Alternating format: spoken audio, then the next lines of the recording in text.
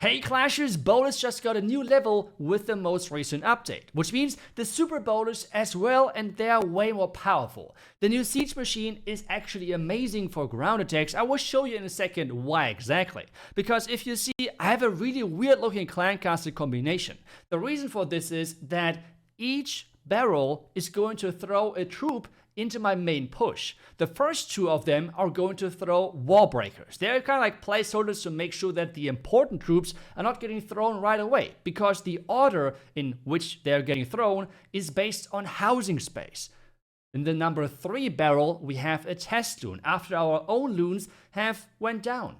After this, in barrel number 4 and number 5, we have ice golems after our own ice golems went down. So we have bonus protection for the core, because we will play without the Eternal Tome later on.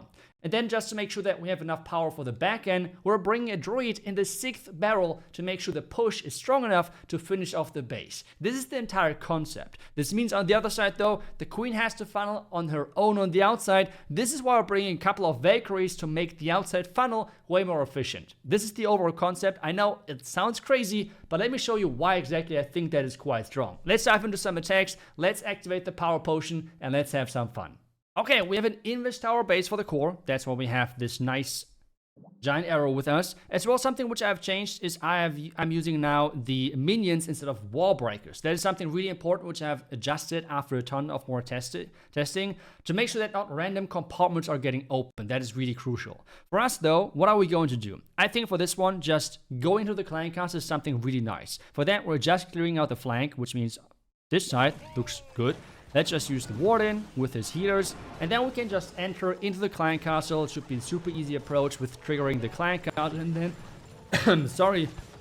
and then just jumping to the core. That should be a straightforward approach. Let's just hope that that's going to work. Another important thing is that you keep your warden alive. This is something which you can struggle with if you're not really keeping an eye on how the future of the attack might look like. And this might now sound really weird, but what I'm trying to say by this is that you don't have a lot of second layer damage which you're not taking down. So for us, for example, if we take down this compartment, we have a wizard tower in the second layer and then nothing behind, which means the warden most likely is going to stay alive, which is super crucial for this attack. No big surprise here, but that's something important to note as well, because that might be the most important thing on how you could struggle with this attack.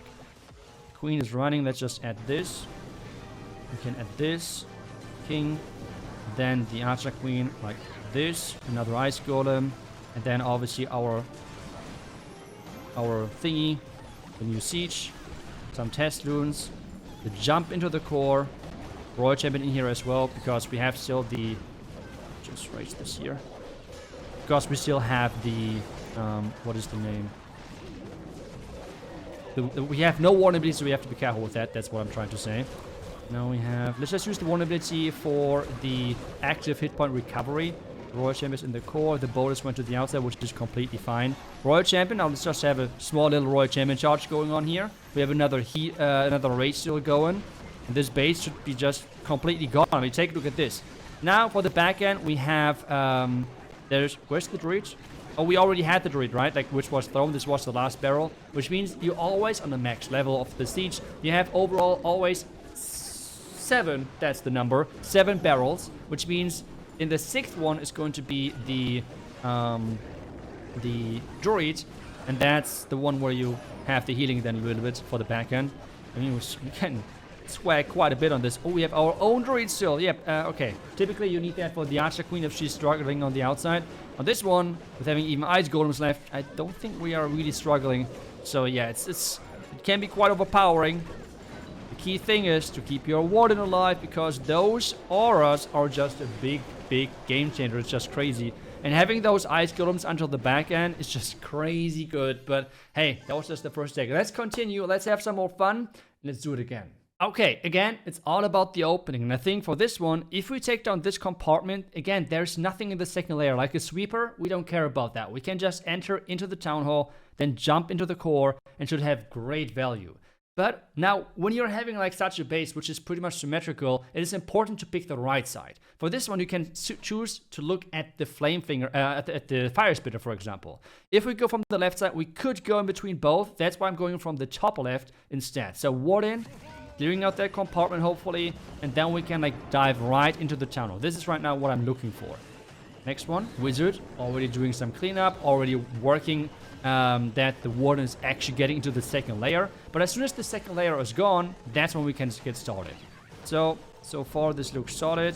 Wardens keep doing what he's doing best, and that's taking down those buildings. The Wizard can clear out that side. As soon as the scatter is gone, that's for us the go time for the Warden and everything. So let's get that right here. Come on. I might have to be careful with... Yep, let's just use this one right here. For the defending... Yep. Oh, like this. Yep, looking good. Then like this. Archer Queen on the flank. King in. Valkyries. War Break. Test Goons. Everything. And our Siege. Poison. I will rage up early to make sure everything stays alive if possible. We have the King ability then. So let's jump into the core as well. If you're wondering, it's why are you not using, for example, the Earthquake Boots or anything like that? The main reason for that is pretty simple. If I'm using the Earthquake Boots right here, everything is open and I have no control for the attack itself. That's something which is, for obvious reasons, not really good, and that's why I like some other combinations better. It's like really personal preference of what exactly you go for. If it's, I don't know, Gauntlet and the Rage Gem, for example, or anything different. As well, take a look at this. All of those Ice Golems. Like, that's so crazy. I have so much tank coverage for the backhand with those Ice Golems, and they're just non-stop getting thrown into this. We have the Druid over here as well. It's just so nice. It's just having this backhand power is really nice, because if I would use the Siege Barracks, that would now follow, right? Like, this is where they would open, and that would be kind of useless. So, yeah, it's just so nice. Let's raise that up, and it's going to be another nice overkill 3-star. We can even Wall Break in on the back end with another Baby Dragon. We can free stuff over here. The Warden is like right now like a solo warrior. I don't know how that ended up there, but this is just...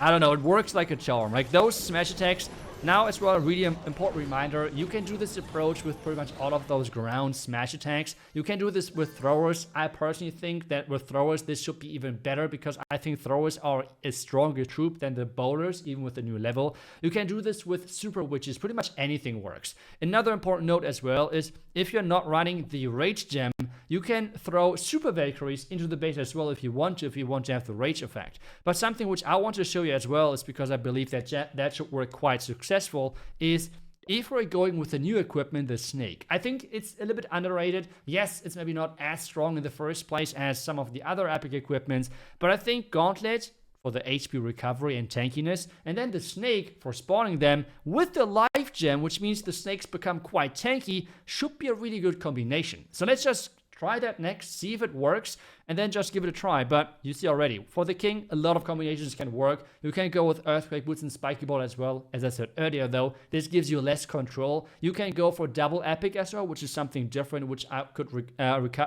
recommend as well, which means Gauntlet and Spiky Ball. That works as well. But I want to go with the Snake with the Gauntlet. Let's give it a try, see if it really works, or if this is just a really weird idea from my side. Let's go.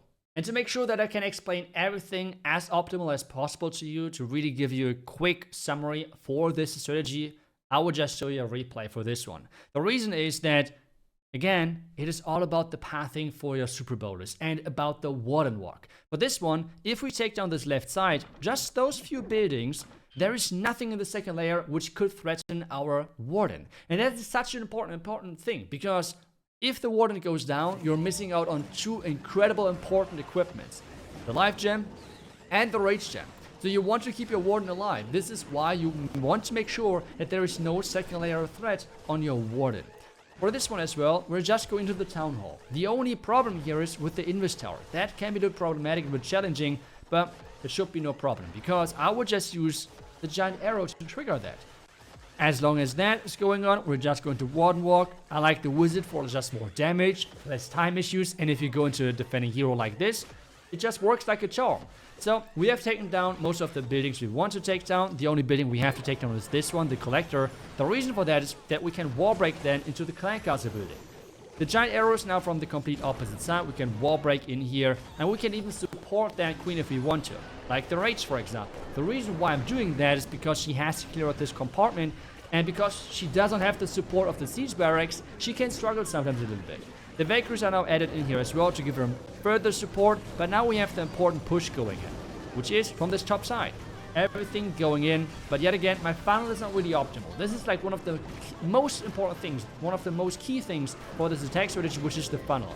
Baby Dragon or something should have went down over here to push everything in, but it will be still fine because this strategy itself is just so powerful. We have gotten the wall break into the core as I want to, because now we can use the jump to open up the entire core. We don't need the earthquake boots for that, but we're using right now the snake barrel. So right now in the core, let's see if we can find those snakes or for the back end. The king has not taken much damage, this is why we don't have as many snakes just yet. But now with the ability, you can see there's quite a few snakes around. Those snakes are amazing to distract Inferno Towers, multi or single, because they have quite a few hit points now. King taking down some more damage, and there's more snakes than hopefully getting spawned. Yep, they're jumping over here, triggering traps already. This is another thing, they're triggering your traps for the back end. There's so many snakes right now, running around, triggering all of those traps. All of the entire bottom compartment was stacked, and all of them were like taken care of. Even more snakes are alive. I have to say, I might think for smash attacks, this snake equipment is so underrated, but the important thing is that you bring the life gem. So maybe I was wrong, and I think the snake breasted is not as bad as it's actually looking, was looking in the first place. I don't know, but at least it's a fun option you have for sure if you want to go with any dive or something. And it worked quite successful on this one. So let me know if you think that other equipment would have worked the same, or if you think that the snake breasted actually has its place if you combine it with the life gem of the Warden, because having the bonus hit points on a really squishy troop like the snakes can be not as bad, to be honest. So they work quite nice for the back end. And otherwise, something which I really think is underestimated is this new siege. This is really a game changer for those ground smash attacks, throwing weird looking army compositions and army clan castle compositions into the mix in the base is amazing. As I said, what I would recommend is minions, then you have a Testoon, then you have the ice golems, which gives you crazy tankiness in the core, then you have all the back end druid. You can go with even more ice golems if you want to. Let me know what your combinations look like, what you would like to go for. But otherwise, that's it for the video. The strategy link is down below in the description. Let me know what equipments you would run with this one. Otherwise, I will see you guys back tomorrow with the next video. Until then, see ya and bye-bye.